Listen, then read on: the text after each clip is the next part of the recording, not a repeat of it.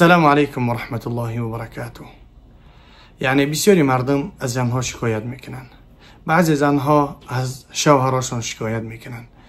بهترین چیز روی این دنیا، بهترین نعمتی که پروردگار برای ما و شما آفریده است، این زن پاک دامن است. چرا زن از خانه بیرون میکنین؟ اون زن مادری فرزندهای تو است. اون زن دعاش برای فرزندهای تو اجابت است نزد پروردگار. چرا نسبت اونها بد معاملگی میکنیم؟ چرا اونها را از خانه بیرون میکنیم؟ چرا اونها را لطکوب میکنیم؟ چرا بد رفتاری میکنیم؟ مادامی که الله سبحانه و تعالی اونها را برای آرامش ما و شما آفریده است. اونها برای ما و شما امانت است. یک مرد بگیم دخترش برایت میده، اون معنای نداره که از دخترش بیزاره که تو چگونه افارت با اون معامله میکنی، بد رفتاری میکنی یا اینکه لطکوبش میکنی. اون خواهری کسی هست، اپای کسی هست، فرزندی کسی هست. فردا ترن فرزنددار میشه. با همون خاطر امانت ها را احتیاط کنین. بهترین نعمت های وقتی که انسان قدری زن میدانه، وقتی که بی زنه که سالها و سالها میگرده زنش نمیتن، جستجو میکنه، چند جا خواستگاری میروه میگنش نمیتیم دختر مونه. شاید نسبت بد رفتاری کنین مثل دیگر انسان ها. شاید که بگیرش در بین ره بومانش بد فرزندش یا بچار فرزندش بد رفتاری که نسبتش، شاید که در بالاش بازن بگیرید یا دیگه.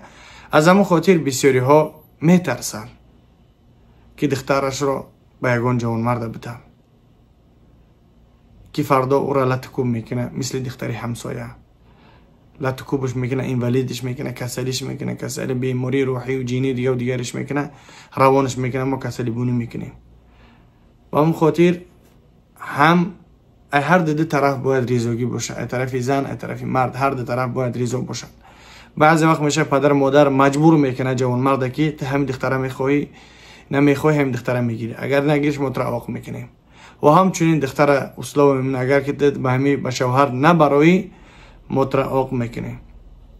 حالا آنکه شاید با شکل شمایل یا که رفتار همون انسان از بعضی جاها دختر شنیده باشه در اون محقول نباشه، با خاطر که حیات زندگی اون میگذره با همراه اون.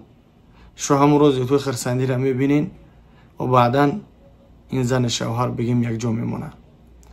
از همتون خواهش برادرانه خاص به خاطر الله نعمت هایی که الله برای ما و شما عطا کردن قدردانیشون کنیم و نسبت اپا و خواهری یک از دیگه بد رفتاری نکنیم که فردا ما و شما هم دختردار میشیم نسبتش همین گونه رفتار کنن. چیکار میکنیم؟ البته را بریم جنگ جنجال می برداریم که نسبت دختر ما این گونه رفتار نکنیم.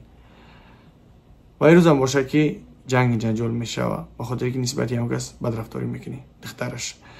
و اون خاطر الله سبحانه و تعالی نگهبانتون باشه.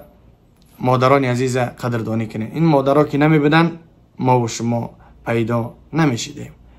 الله نگهبانتون باشه. السلام علیکم و رحمت الله و برکاته. خدا عمری دراز بده مادران ما و شما را.